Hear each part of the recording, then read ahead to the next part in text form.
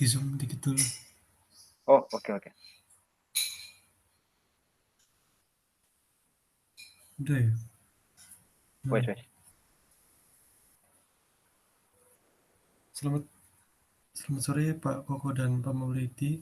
Pada kesempatan kali ini saya Timotius Christian dan Pramasta Attila Noval akan mempresentasikan tentang review jurnal manajemen pengetahuan kita yang berada di sektor industri. Untuk jurnal pertamanya, informasinya jurnal ini yaitu penerapan knowledge management untuk pencapaian visi dan misi pada PT Pertamina. Untuk jurnalnya adalah tahun 2017. Yang pertama kita akan bahas tentang knowledge discovery.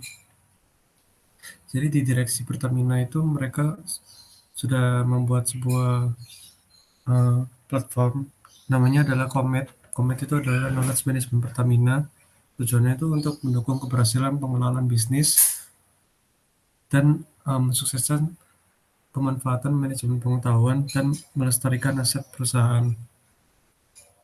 Jadi di Comet ini nantinya pegawai itu bisa melakukan kegiatan-kegiatan seperti forum diskusi, sharing, dan juga di Comet ini nantinya itu ada semacam seperti sharing session yang akan diikuti oleh mulai dari jajaran direksi sampai ke level assistant manager. Nah, ini juga bisa dilakukan dari eksternal maupun internal perusahaan. Nah, selain itu juga pegawai ini dapat berkomunikasi secara melalui portal Comet ini melalui forum Ask the Expert. Nantinya itu jawabannya akan dikirimkan melalui fasilitas email yang telah disediakan dan akan dijawab oleh expert. Yang kedua itu adalah knowledge capture. Jadi di PT Pertamina ini mulai dari tahap akuisisi pegawai baru sampai dengan pengembangan program karyawan itu mereka sudah memiliki sistem learning center yang menjadi wadah tempat untuk mendidik dan mengembangkan karir pegawai. Nah, PT Pertamina ini sudah memikirkan bagaimana agar mulai dari awal pegawai itu menerima pengetahuan sampai dengan nanti memanfaatkannya itu sudah dikembangkan yang namanya Early Development Program. Tujuannya itu untuk melihat dan menguji kemampuan teknis, mengembangkan modul yang diberikan di setiap tahapan, sehingga nantinya proses pengembangan SDM ini berjalan objektif, fair, dan terukur. Nantinya ini diharapkan kandidat ini bisa dipastikan adalah mereka itu yang potensial. Nah, dalam Comet ini yang sudah dijelaskan sebelumnya, terdapat aset pengetahuan yang menjadi prioritas, yaitu adalah tacit knowledge, yang berupa lesson learned, troubleshooting, problem solving, yang akan diklasifikasikan sesuai dengan expert atau bidang pengetahuan yang sesuai. Misalnya kayak geologi, akuntansi, manajerial, dan lain sebagainya. Terus yang ketiga adalah knowledge sharing. Dari knowledge sharing sendiri, PT Pertamina itu sudah melakukan berbagai aktivitas untuk program CIP atau Continuous Improvement Program. Nah, itu mereka melakukan seperti forum diskusi, terus sharing session yang sudah dibahas sebelumnya, terus ada seminar, dan lain-lain. Jadi di PT Pertamina itu mereka juga berkesempatan untuk belajar dari melakukan atau learning by doing. Itu adalah studi kasus untuk menyelesaikan permasalahan yang ada di PT Pertamina. Yang keempat adalah knowledge application. Ini adalah penerapan dari apa yang sudah kita jelaskan sebelumnya, yaitu mulai dari knowledge discovery, capture, dan sharing. Nah, di knowledge application ini, kalau di PT Pertamina itu, yaitu adalah learning center dan Comet yang sudah dijelaskan sebelumnya. Nah, kemudian ini ada manfaat dari manajemen pengetahuan bagi PT Pertamina. Bagi PT Pertamina sendiri, pengelolaan kekayaan intelektual itu adalah hal yang sangat penting. Maka dari itu mereka sangat-sangat merancang program pengelolaan kekayaan intelektual mereka mulai dari tahap akuisisi pegawai baru sampai dengan pengembangan karir pegawai. Yaitu dengan adanya EDP dan Comet ini. Sehingga PT Pertamina ini berhasil mendapatkan pengetahuan baru, mendistribusikan pengetahuan sehingga tidak terjadi kesenjangan, dan juga mempertahankan dan mewariskan pengetahuan.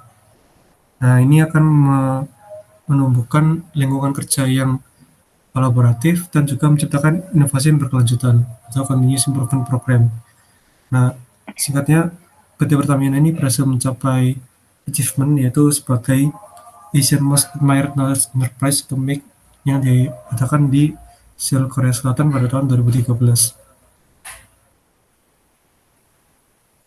Kemudian yang terakhir adalah permasalahan manajemen pengetahuan di PT Pertamina. Di PT Pertamina ini sayangnya belum ada peraturan yang berkaitan mengenai reward dan punishment sebagai alternatif solusi dalam penerapan knowledge management. Kalau misal kendala umum seperti dalam pengelolaan manajemen pengetahuan seperti ketidakdisiplinan, risiko kehilangan kekayaan intelektual, kesenjangan pengetahuan, dan lain-lain itu sudah dapat diatasi oleh manajemen dalam menerapkan program budaya continuous improvement program yang meliputi sharing, learning, dan innovation yang melibatkan baik manajemen maupun pekerja.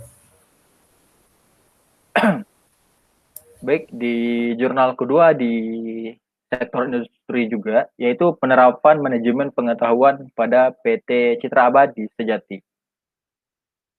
Lanjut ke pembahasan, yang pertama itu ada chronology discovery, karena di jurnal tersebut dia tidak menjelaskan tentang knowledge discovery. Di sini saya langsung memasukkan tempatnya itu di mana. Jadi pada PT Citra Abadi Sejati merupakan perusahaan berjenis PMA atau penanaman modal asing Amerika, akan tetapi ownernya kini berwarga negara Indonesia.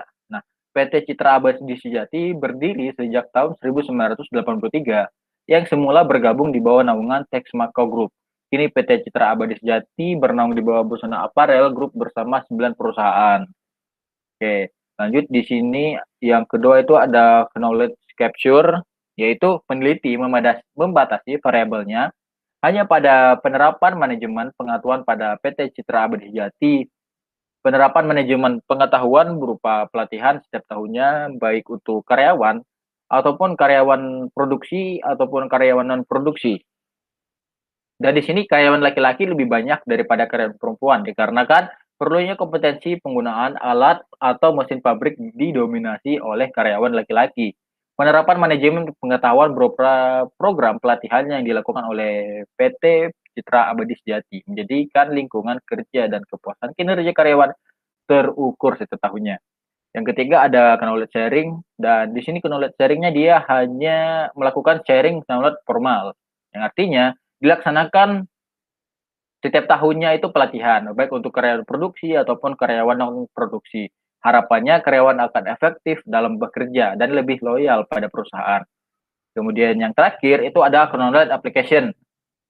Itu penerapan manajemen pengetahuan berupa program pelatihan yang dilakukan oleh PT Citra Abadi Sejati. Lebih difokuskan pada pelatihan yang bertujuan untuk meningkatkan hard kompetensi karyawan dalam hal keahlian karyawan pada bidang pekerjaannya sehingga karyawan dalam bekerja akan terlihat hasil kerjanya seperti tercapainya baik secara kualitas ataupun secara kuantitas. Jadi di PT Citra Abadi Sejati lebih mementingkan sumber daya manusianya untuk lebih terupgrade ya. Oke, kita lanjut di sini manfaat manajemen pengetahuan pada PT Citra Abadi Sejati.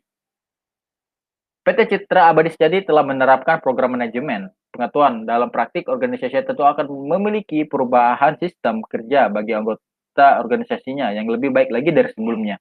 Terlebih dari sisi efektivitas maupun sistem kerja akan mengalami perubahan yang amat berbeda dari sebelumnya. Di mana pekerjaan yang biasanya dilakukan waktu seminggu menjadi 3 hari, kemudian yang biasanya dilakukan 5 orang menjadi 3 orang. Jadi itu kurang lebih manfaat ketika adanya manajemen pengetahuan pada PT Citra Abadi Sejati. Nah, di sini langsung ke permasalahan manajemen pengetahuan pada PT Citra Abadi Sejati. PT Citra Abadi Sejati hanya menerapkan pelatihan yang berkaitan dengan produksi alat berat ataupun non produksi.